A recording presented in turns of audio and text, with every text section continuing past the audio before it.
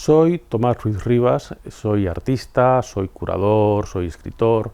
De alguna manera soy también activista, al menos en lo que se refiere a políticas culturales.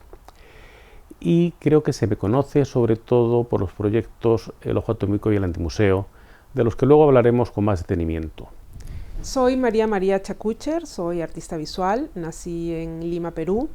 Viví 10 años en la Ciudad de México, donde trabajé como diseñadora gráfica y directora de arte en agencias de publicidad. Allí conozco a Tomás y en 2001 me mudo a la ciudad de Madrid. En mi trabajo ha sido siempre muy importante poner en conflicto o superar o entremezclar esas categorías establecidas en el mundo del arte que representan en el fondo jerarquías, las categorías de artista, de curador. Entonces, muchos de mis proyectos artísticos tienen elementos de curaduría. Invito a otros artistas a formar parte de la obra que estoy haciendo, contribuir a ella, a participar con su propio trabajo. Muchos proyectos curatoriales tienen un sesgo claramente artístico-creativo. Mi trabajo se centra en las mujeres, en nuestra historia, la lucha por la emancipación y la igualdad y la construcción cultural de lo femenino.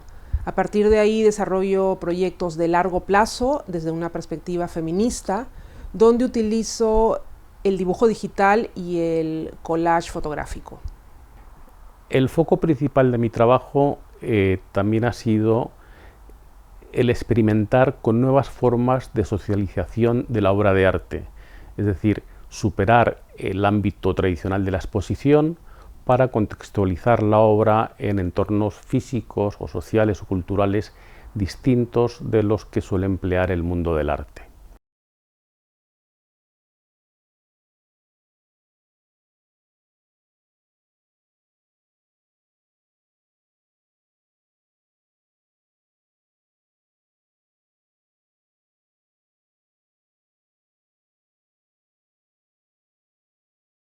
El Ojo Atómico fue el primer intento, el primer ensayo que hice de construir este espacio de marginalidad. Era el formato ya clásico en aquella época, esto fue a principios de los 90, de espacio alternativo, Artist Run Space, y estaba concebido como un espacio de libertad creativa, o sea, estaba dirigido a los artistas como un lugar donde podían experimentar ese tipo de prácticas innovadoras en aquel momento que no encontraban su canal en los lugares institucionales, ni en el mercado ni en las galerías, ¿no? Que no eran aceptadas todavía.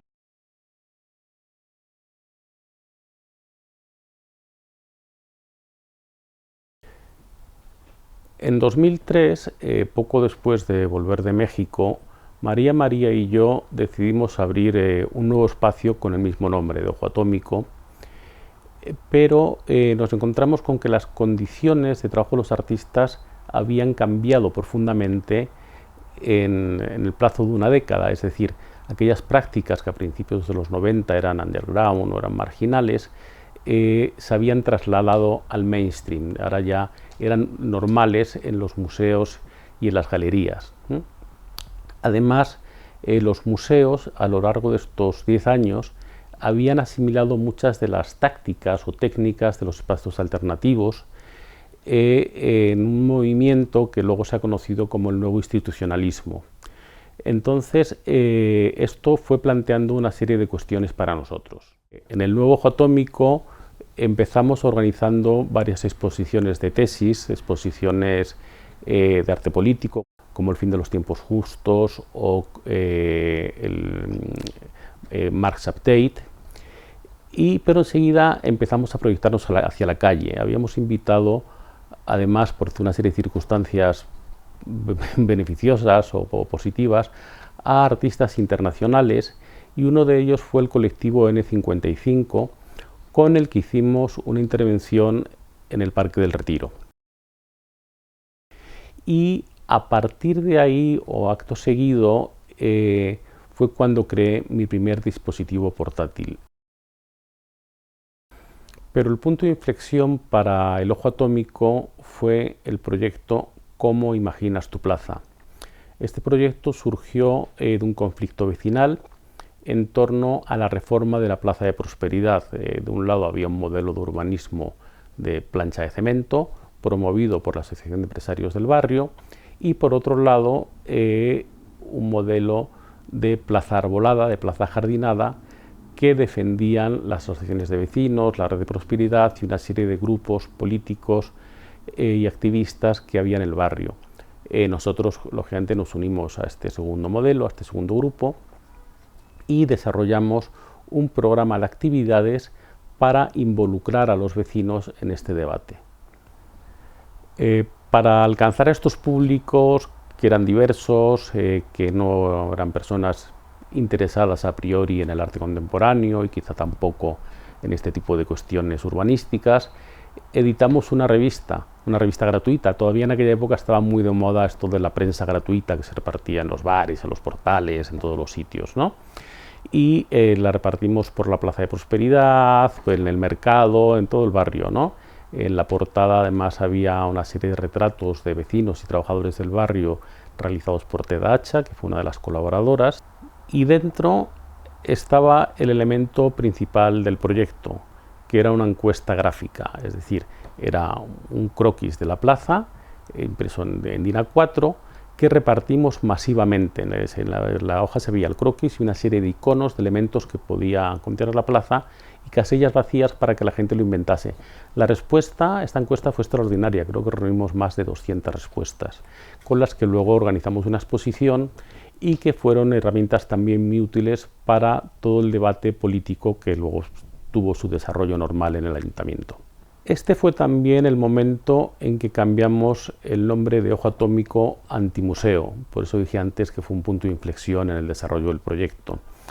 El término antimuseo está derivado de la noción de contrapúblicos acuñada por Nancy Fraser, una socióloga norteamericana, y que se refiere a esos públicos marginales, esos públicos que tienen de repente una cierta agencia política y que no responden a la información o al entretenimiento, a los mensajes mainstream, ¿no?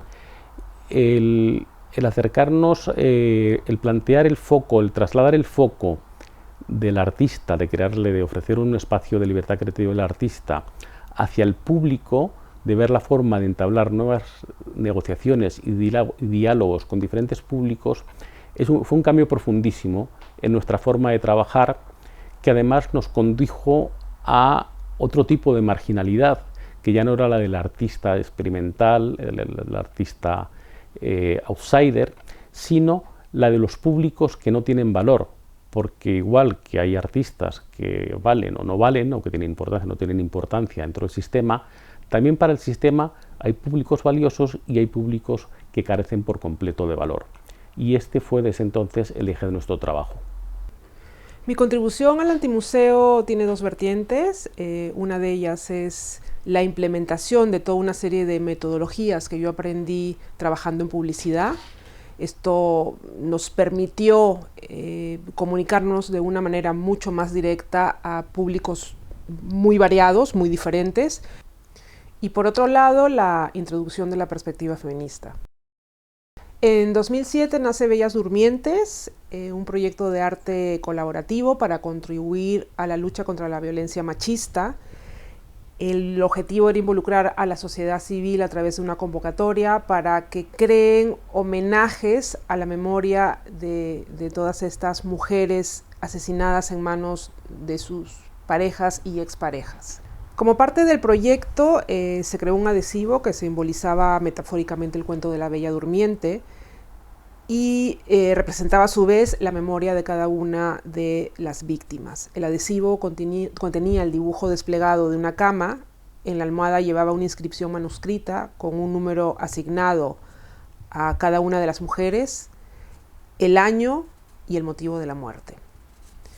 Para participar había que solicitar el adhesivo o adhesivos por correo electrónico, indicando la dirección de correo postal para su envío. Para mí era importante que el participante o la participante recibiese un objeto, o sea, un adhesivo, un elemento físico, y con él tenía que crear una ceremonia, un objeto, una acción luego registrarlo fotográficamente, y con esos registros yo hice exposiciones tanto online como exposiciones físicas. El proyecto tuvo una respuesta increíble, maravillosa. Participaron cerca de 300 personas, muchas de ellas de España, pero también de otras partes del mundo, hombres, mujeres, artistas,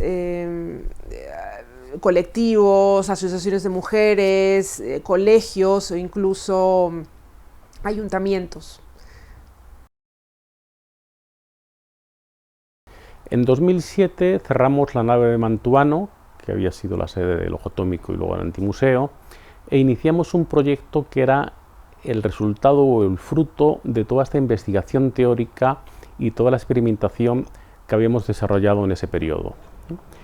Fue el Centro Portátil de Arte Contemporáneo. Era un museo precario y ambulante, cuyo director debía empujar por las calles de la ciudad. Es una especie de lienzo en blanco. O más bien como está esperando ser intervenido por la comunidad. Y a partir de esto, bueno, ahora sí empezar a generar una serie de propuestas, ¿no? Pues a mí me gustaría verlo volar. Seguro va a llamar la atención en cuanto lo saques a la calle. Se me antoja para hacer un recorrido con él y hacer una marcha.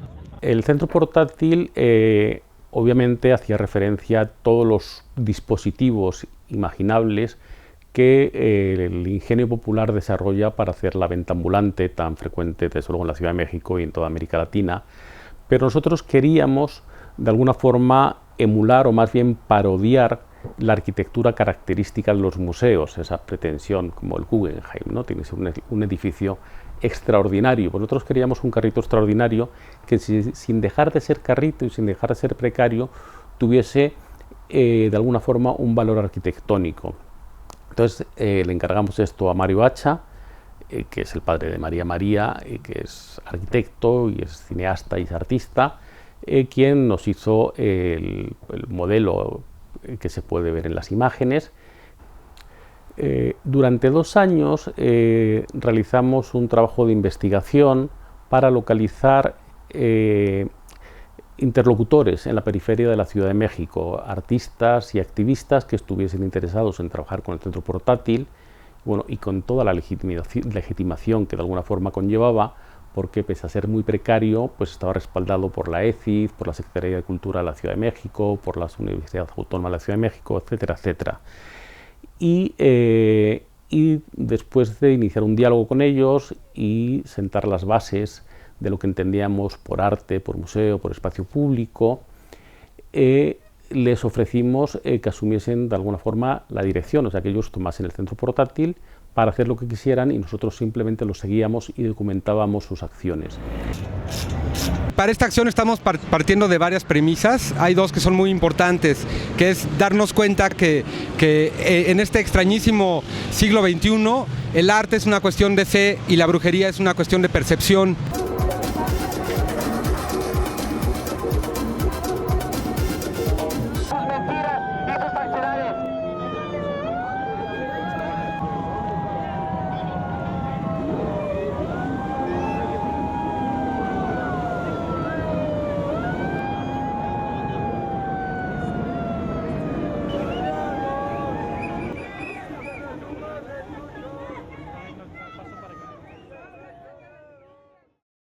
Este arte que se vuelve más social y más cercano a la gente, se vuelve más interesante que este otro arte que es más contemplativo. Mi proyecto para el Centro Portátil de Arte Contemporáneo es generar un emplazamiento temporal de la memoria.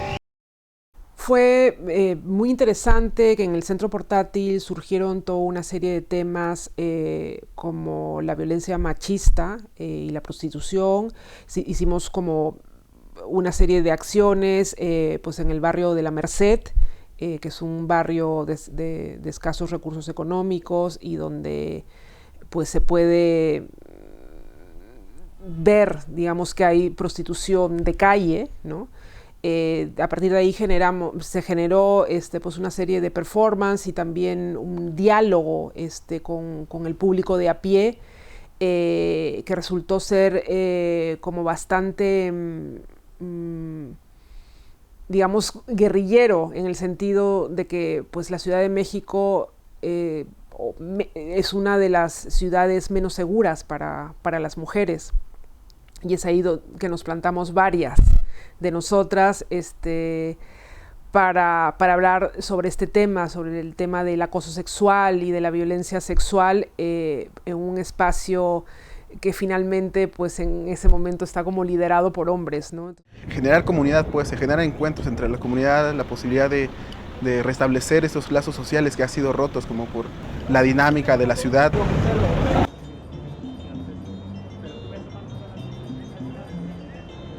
Querían hacer un aeropuerto en la...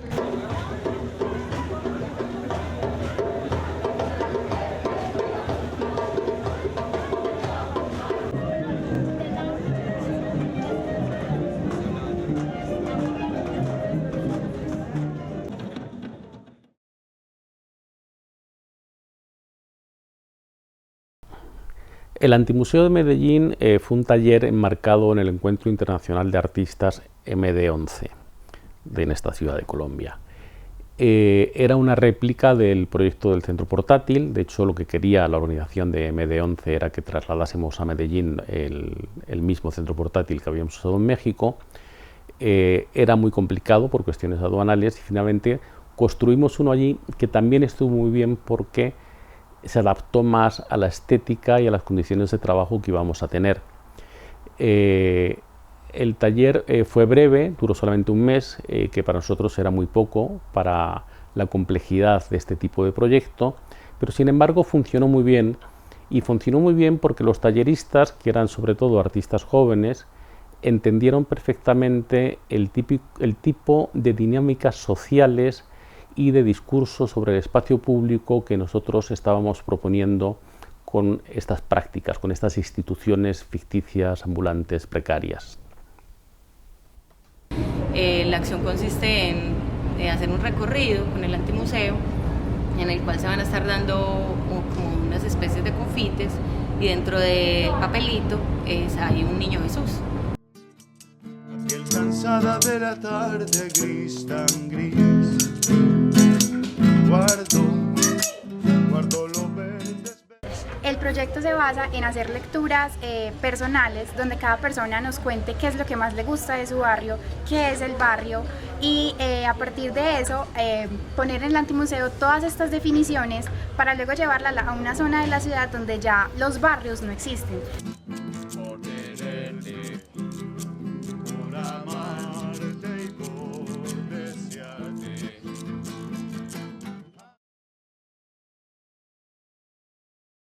En mano a mano con el general Cárdenas, el Antimuseo tomó como sede el monumento que los exiliados españoles habían levantado en memoria de este mandatario mexicano, que fue quien les acogió al cabo de la Guerra Civil.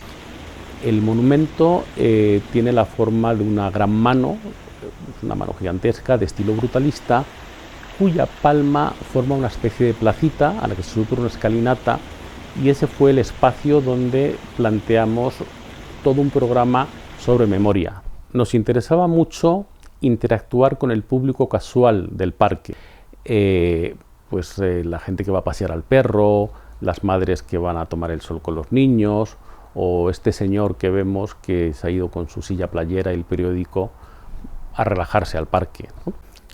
Invitamos a participar a artistas españoles, mexicanos y alemanes, y el programa se desarrolló a lo largo de 2 meses con intervenciones muy diversas que iban desde prácticas artísticas más o menos convencionales a, de nuevo, como pasó con el Centro Portátil, proyectos que estaban más cerca del activismo político. Mi trabajo activa o trata de confrontar el espacio público y estos espacios de poder, ya sean institucionales o no, pero que legitiman o que crean esta idea de lo que se podría entender como arte.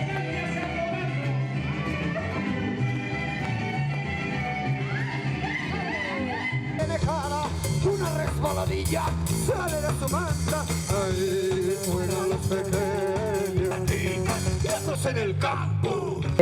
Digamos, la manera en la que opero es que trabajo en un refugio para mujeres de situación de violencia extrema. y a partir de hablar con ellas de sus testimonios, de sus vivencias, de sus ideas, demás, yo produzco obras.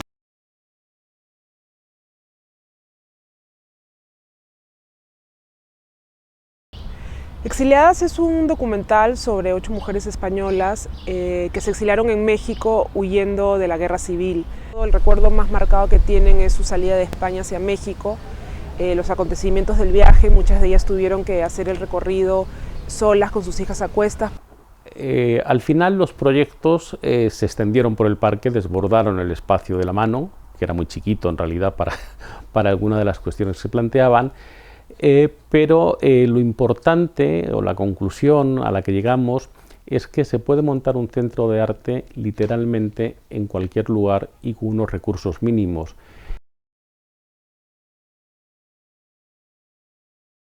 A partir del nacimiento del movimiento 15M en España, en el 2011, yo empecé a generar una serie como contribución a la labor de las mujeres que estaban participando en el movimiento. Y es así que nace Indignadas, que luego, bueno, Indignadas en realidad es un registro visual de la participación de las mujeres en las protestas públicas. Los dibujos se crean digitalmente y están basados en fotografías de prensa. Como ya lo he mencionado, empieza con el 15M, pero luego se expande a otras partes del mundo y se empieza a registrar movimientos como Occupy Wall Street o Black Lives Matter.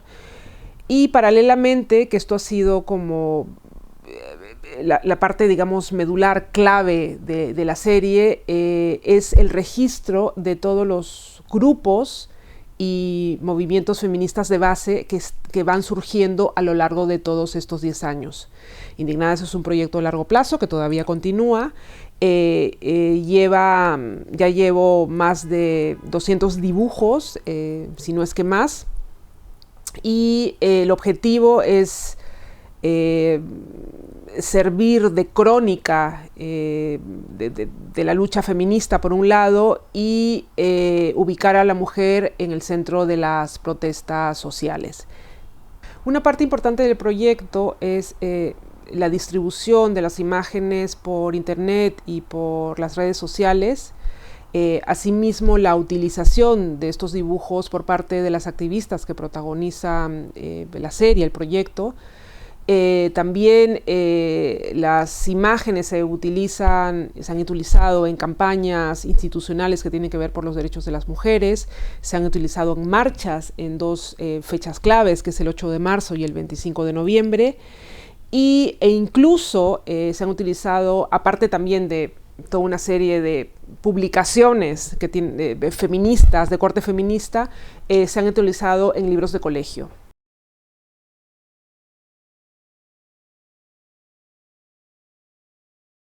La actividad frenética que habíamos tenido entre 2009 y 2011 se ralentizó algo a partir de 2012, que tenemos un periodo en que nos dedicamos más a nuestra propia obra, pero en este contexto de crisis nos surgió un proyecto que en principio era un proyecto sencillo, era un proyecto quizás menor, pero que acabó siendo muy interesante.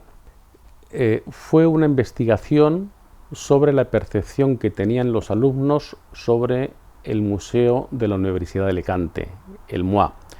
Entonces hicimos un trabajo en el campus en el que combinamos los recursos de Cómo imaginas tu plaza con los recursos de centro portátil, es decir, recuperamos el centro portátil y con este centro, con este dispositivo, recorrimos el campus repartiendo una encuesta gráfica de nuevo para que los alumnos explicasen o expresasen lo que les gustaba, lo que les disgustaba, lo que soñaban, lo que querían de este museo, al mismo tiempo que hacíamos entrevistas grabadas en vídeo. Estamos haciendo un sondeo acerca de cómo se puede imaginar ustedes un museo en la universidad. O sea, ¿qué les gustaría que tuviese?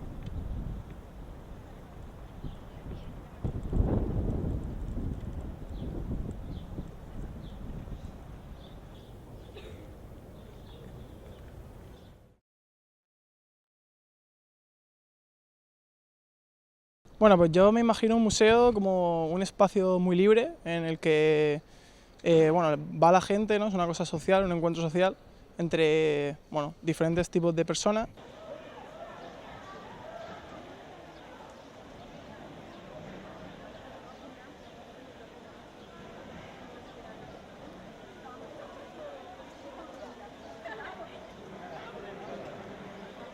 Los resultados se presentaron luego en el mismo museo de la universidad y, sin querer dárnoslas de nada, es uno de los trabajos de investigación de campo más interesantes en museología crítica que se han hecho en España.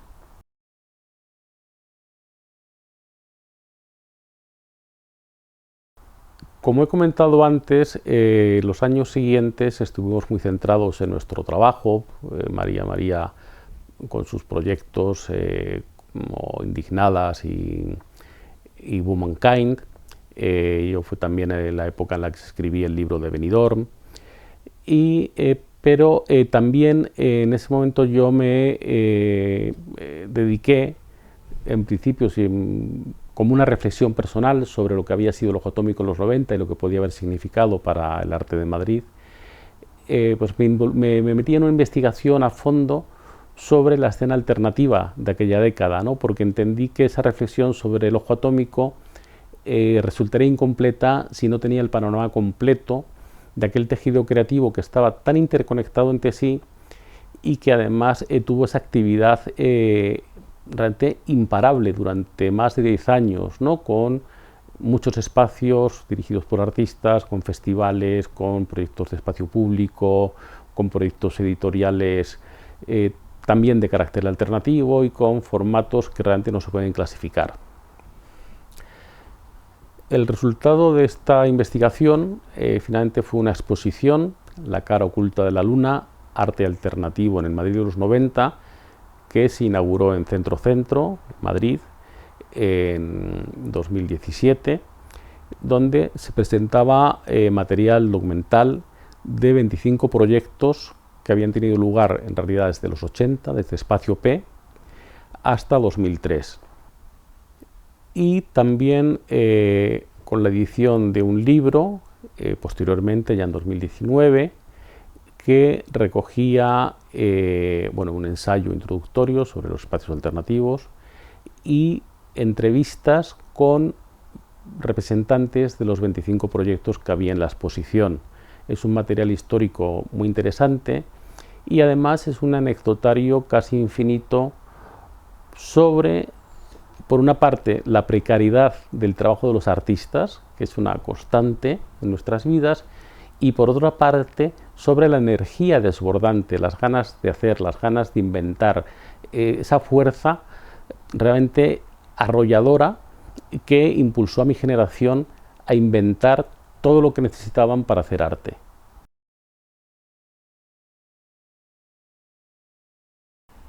En 2017 creo Herstory Museum, un proyecto que estaba inspirado en todas las iniciativas que desarrollamos desde el Antimuseo, que tenían que ver con la crítica institucional y con el mismo museo.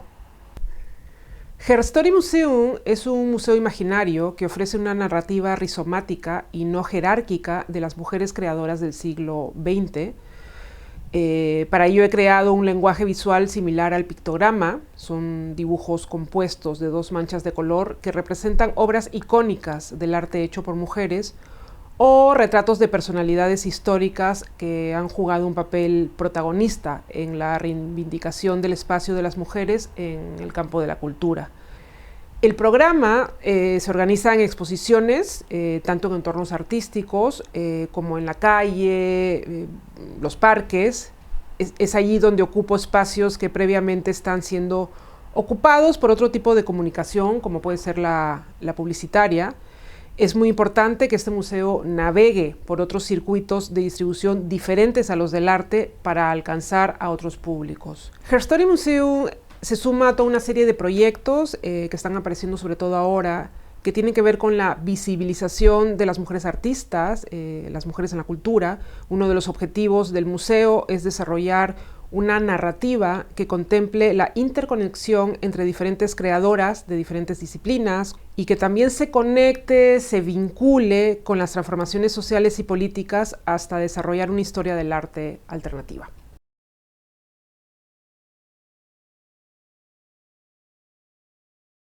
En la actualidad estoy centrado en un proyecto que tiene el mismo sesgo, pero ya no se engloba de una forma tan clara en la estructura de trabajo del Antimuseo. Es un proyecto más personal, no es un proyecto de gestión realizado a medias con María María, que es el MUMOCA.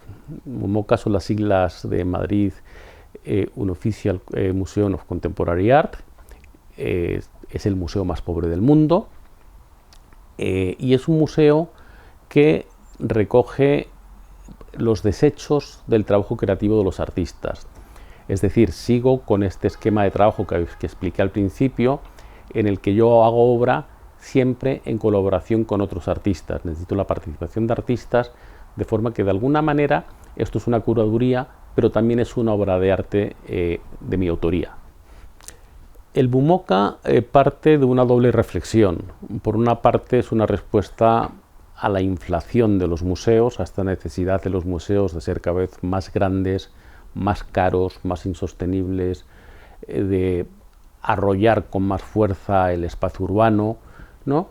Y por otro lado, de una crítica sobre la construcción del valor de la obra de arte.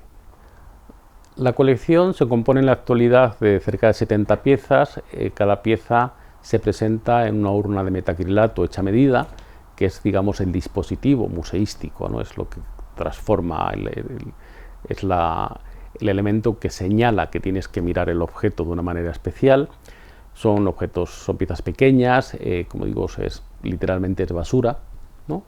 Y la forma de exposición se mantiene dentro de los márgenes, de los límites que impone la pobreza del museo.